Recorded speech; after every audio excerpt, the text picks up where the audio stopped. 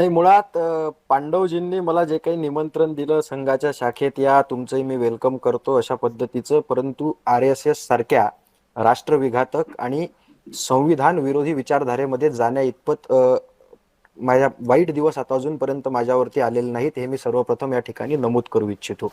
दुसरी गोष्ट, पांडवजींनी ठामपणे बोलताना सांगितलं की संविधान आम्ही मानतो, संविधानाचा स्वीकार आम्ही करतो.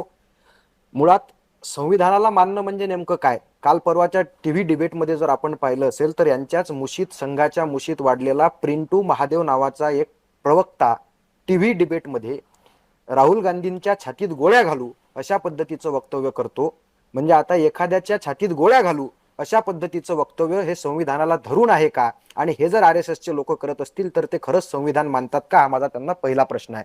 दुसरा प्रश्न, 1949 मध्ये संविधान आल्यानंतर संविधान RSSच्या कुठल्याही प्रमुख व्यक्तीनं संविधानाचं जाहीरपणे समर्थन केल्याचं मला आजपर्यंत तरी अद्यापपर्यंत दिसलेलं नाही. तिसरी गोष्ट, संविधान नेमकं काय सांगतं?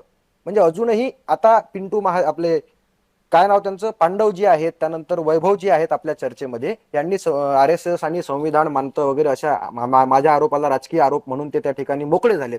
पण यांनी जाहीरपणे सांगितलं पाहिजे ना. म्हणजे संविधान सगळ्यात पहिले काय करते तर मनुस्मृतीचा कायदा संविधानानं नाकारलेला आहे. ज्या मनुस्मृतीनं स्त्रियांना दुय्यम वागणूक दिली ते संविधानानं नाकारलेलं आहे.